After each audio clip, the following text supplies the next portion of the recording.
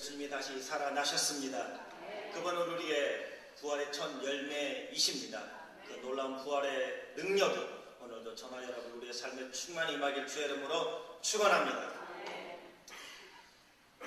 오늘은 또 세례식과 성찬식이 있기 때문에 성찬식과 세례식을 통해서 주님을 직접 경험할 수 있기를 원하여 말씀은 요약해서 짧게 오늘 부활에 관한 말씀만 또 우리가 어떤 마음을 가지고 성찬식에 동참해야 될지 말씀만 전하도록 하겠습니다. 허버트 월즈가 쓴 대주교의 죽음이라는 단편 소설이 있습니다. 대주교는 날마다 습관처럼 저녁마다 성당에서 기도를 합니다. 그날도 어김없이 똑같은 기도를 반복해서 합니다. 오 전능하신 하나님 아버지, 기도를 시작했는데 전에와 다르게 오 전능하신 하나님 아버지 하는 순간 하늘에서 음성이 들립니다. 오냐, 무슨 일이냐. 이 소리를 듣자 대주교는 그만 심장마비를 일으켜 죽는다는 것이 소설의 줄거리입니다. 이 단편 소설은 날카로운 풍자를 담고 있습니다. 대주교는 평생을 기도해 왔지만 그 기도를 정말 듣고 있는 하나님이 계시다는 것, 그리고 그 기도가 정말 응답되리라고는 한 번도 생각하지 못했다는 것입니다. 그래서 하나님이 응답하시자 너무 놀라서 심장이 멈췄습니다. 심장마비로 죽게 되었다는 것입니다. 이런 이야기도 하나 있습니다. 한 시골 교회 옆에 술집이 있었습니다. 교회와 술집은 저녁 예배를 드릴 때마다 신경전을 벌이곤 했습니다. 목사님은 교회에 기도를 선포하고 성도들은 술집이 없어지기를 기도를 했습니다. 그러던 어느 날 비 오는 그날 밤 일은 벌어지고 말았습니다. 번개가 그 술집을 때린 것입니다. 그래서 술집에 불이 나고 술집이 전소돼 버렸습니다. 술집 주인은 교회에서 술집이 망하라고 기도했기 때문에 우리 술집에 번개가 내려서 불이 타서 다 우리가 망하게 되었다고 교회를 고발하게 됩니다. 재판이 있던 날 판사가 교회 지도자들에게 묻습니다. 술집 사장은 교회에서 기도를 해서 번개가 술집을 때려 불이 났다고 하던데 그게 사실입니까? 그러자 교회 지도자들이 이렇게 말합니다. 네, 우리가 기도한 것은 사실이지만 기도한다고 번개가 내려 불이 났겠습니까? 이렇게 대답을 했습니다.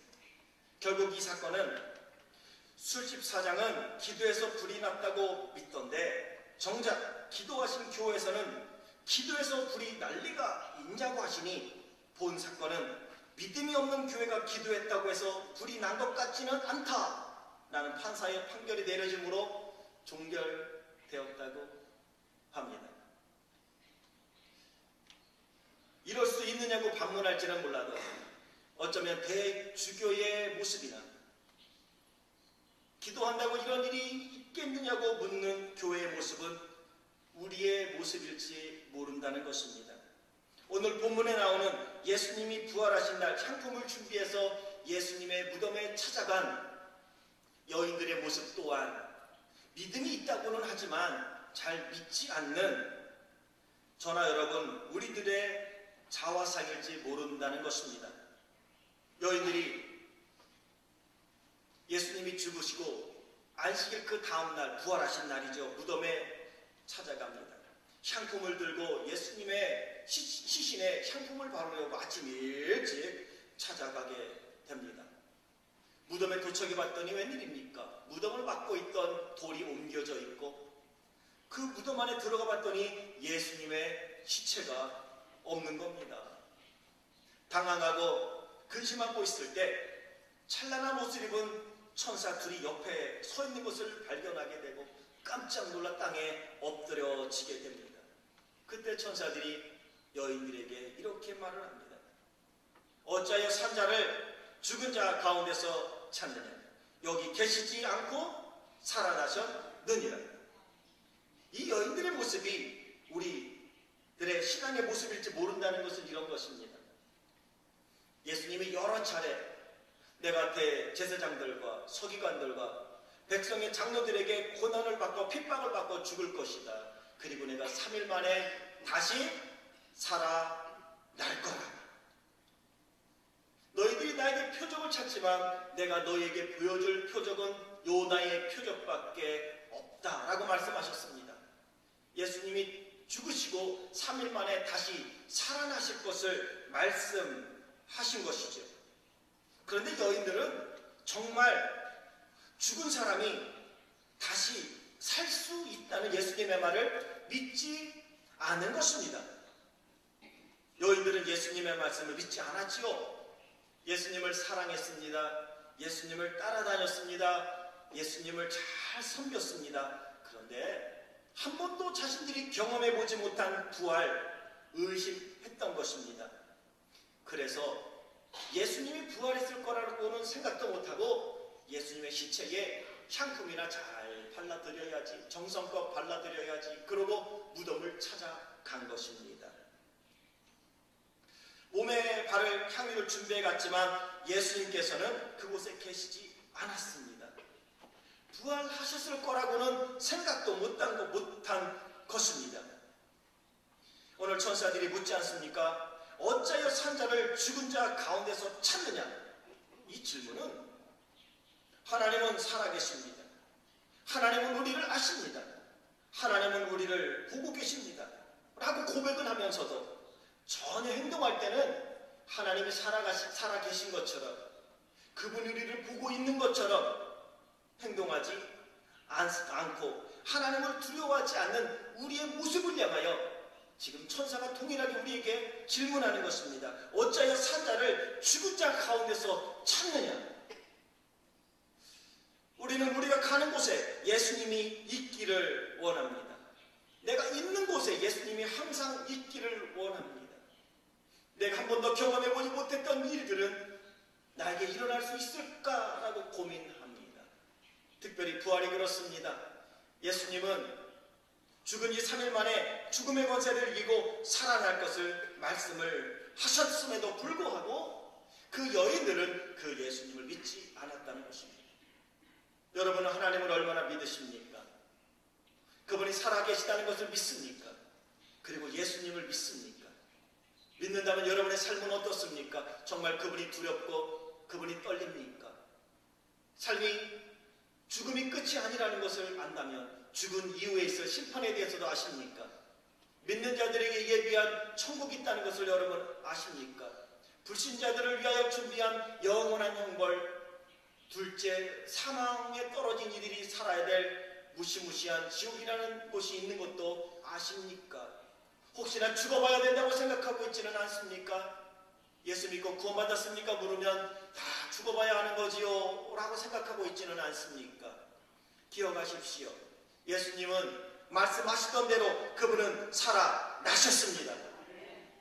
죽음이 끝이 아니라는 것을 보여주기 위하여 부활의 첫 열매가 되셨습니다. 마음의 틀을 믿어도 구원을 받고, 부다를 믿어도 구원을 받고, 예수를 믿어도 구원을 받고, 내 주먹을 믿어도 구원을 받는다고 생각하는데 그렇지 않습니다. 우리에게 우리 목에 칼이 들어와도 부인할 수 없는 하나는 예수 그리스도의 이름 외에는 하나님이 구원받을 만한 이름을 우리에게 주신 일이 없다는 것입니다. 그래서 그 예수님은 십자가에서 죽으셨고 죽음이 끝이 아니라 영생이 있다는 것을 알려주시려고 부활의 첫 열매가 되셨고, 그래서 그분은 다시 부활하신 것입니다. 죽은 나사로를 살리기 전 마음이 상해 있던 마르다를 향해 예수님이 요한복음 11장에 말씀하십니다. 나는 부활이요 생명이니 나를 믿는 자는 죽어도 살겠고 무릇 살아서 나를 나를 믿는 자는 영원히 죽지 아니하리니 이것을 내가 믿느냐? 예수님이 그 두록이나 부활할 거라고 이야기했는데 여인들은 실망에 쌓여 있었죠. 제자들은 모두 다 낙심했습니다. 이제는 더 이상 우리를 이끌어줄 사람이 없구나. 그들은 낙심했습니다. 절망했습니다. 그리고 고향으로 돌아가 그물을 던졌습니다. 옛 직업으로 돌아간 것입니다. 고기 잡던 어부들을 불러서 내가 너희로 하여금 사람을 낚는 어부가 되게 하리라고 예수님이 분명히 말씀해 주셨지만 제자들은 예수님이 돌아가신 후 다시 자기의 본업인 어부로 돌아갔다는 사실입니다. 예수님이 아무리 이야기를 해도 내 스스로 아니라고 생각하고 믿지 않으면 그곳엔 아무런 역사가 일어나지 않습니다. 또한 동시에 내가 안 믿는다고 해서 하나님의 약속하심이 없어지지는 않는다는 것입니다. 내가 부활을 믿지 않아도 예수님은 부활하셨습니다. 그리고 부활의 주님은 지금 저나 여러분 우리와 함께 하십니다. 여인들만 예수님의 부활을 믿지 못한 것이 아닙니다. 예수님의 제자 도마는 더 심각했습니다. 부활하신 예수님께서 제자들을 찾아갑니다.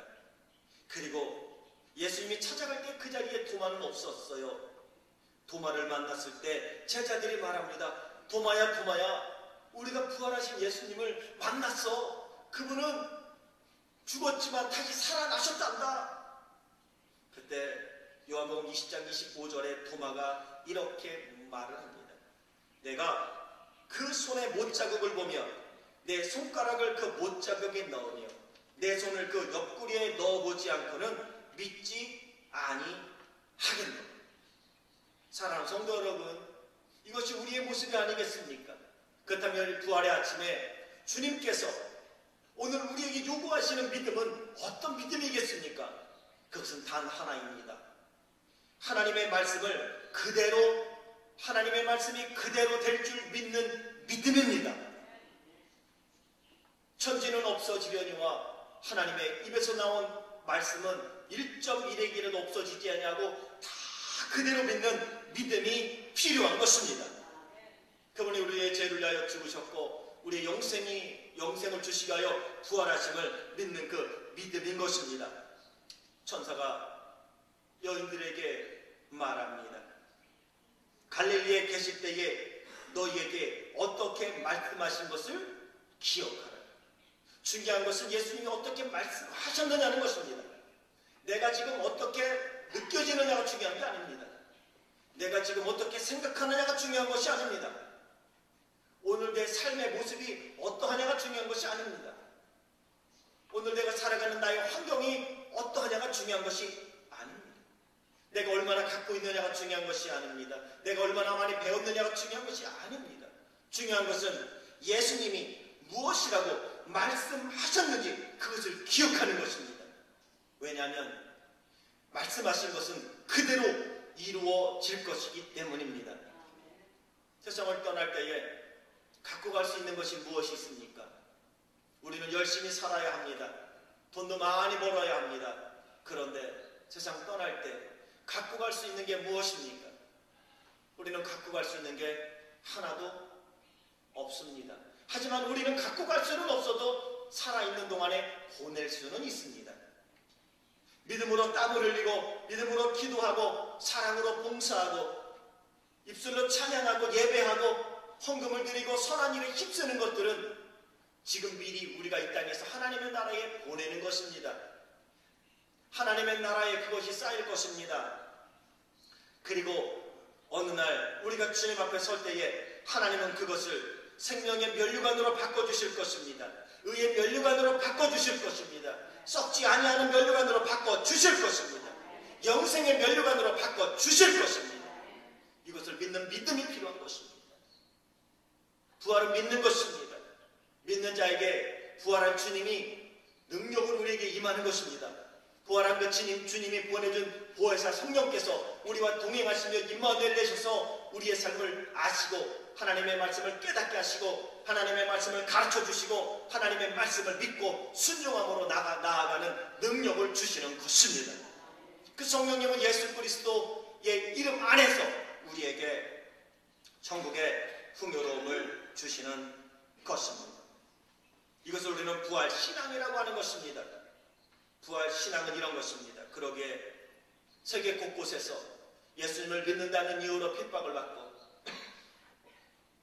예수님을 믿는다는 이유로 가정에서 쫓겨나고, 예수님을 믿는다는 이유로 죽음을 당하는 많은 그리스도인들, 예수님을 믿는다는 이유로 핍박받는 우리 그리스도인들이 견딜 수 있는 힘은 바로 이 부활의 신앙이 있기 때문입니다.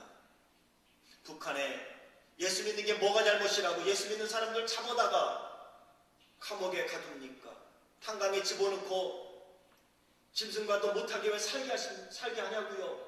예수 믿는 게 그렇게 잘못입니까?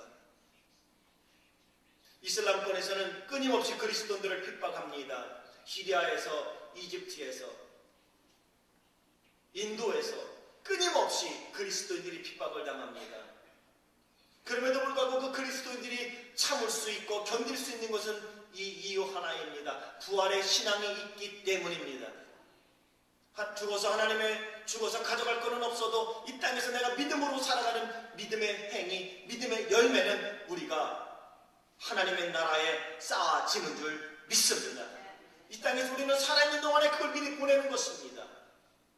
그게 부활의 신앙입니다. 죽음의 끝이 아니라는 것입니다. 예수님이 말씀하십니다. 요한복음 14장 2절과 3절에 내가 너희를 위하여 처소를 예비하러 가노니 가서 너희를 위하여 처소를 예비하면 내가 다시 와서 너희를 내게로 영접하여 나 있는 곳에 너희도 있게 하리라. 예수님은 죽음을 이기고 부활하셔서 승천하셨고 지금 우리를 위하여 처소를 예비하고 계십니다. 처소를 예비하면 우리를 부르실 것입니다. 그러면 우리는 그때 주님 앞에 가는 것입니다. 그거를 이 땅에서는 죽음이라고 말합니다. 하지만 죽음이 끝이 아니라 부활의 주님은 우리를 새로운 몸으로 변화시켜 주실 것입니다. 우리를 바꿔 주실 것입니다. 그래서 사도 바울은 고린도전서 15장에서 이렇게 선언합니다. 만일 그리스도 안에서 우리의 바라는 것이 다만 이 생뿐이면 모든 사람 가운데 우리가 더욱 불쌍한 자리라. 그러나 이제 그리스도께서 죽은 자 가운데서 다시 살아 잠자는 자들의 첫 열매가 되셨도다. 아멘. 여러분, 이런 말씀입니다. 우리에게 부활이 없다면, 우리가 살아가는 삶이 이 땅에서 끝난다면 우리는 불쌍한 사람이라고요. 그렇지 않습니까? 먹어야 될 것도 먹지 말아야 되고, 마셔야 될 것도 절제해야 되고, 즐겨야 되는 것도 우리는 포기합니다. 그리고 하나님의 말씀대로 살려고 노력하고 인내합니다. 성령 안에서 그분의 열매가 맺히기를 간구하며 나를 내려놓습니다. 나를 부인하고 내 십자가를 짊어집니다. 예수님 믿는 사람답게 살려고 몸부림칩니다. 하나님의 영광 가리울까봐 힘들어도 고통스러워도 말 못하는 일들이 있습니다. 잘난 척한다고 하나님의 영광 가로챌까봐 두려워하고 조심하는 모습이 있습니다. 주님을 닮고자 힘쓰고 애쓰는 모습이 있습니다. 그런데 이 생의 삶이, 이 땅에서의 삶이 끝이라면 얼마나 불쌍하냐는 거예요. 그런데 사도 바울은 뭐라고 말합니까? 우리는 불쌍한 자가 아니라 우리는 행복한 자라고. 그리스도께서 죽은 자 가운데서 다시 살아 잠자는 자들의 첫 열매가 되셨다. 그분의 부활하심으로 하나님이 약속하신 그 말씀은 지금 그대로 유효하다는 것입니다.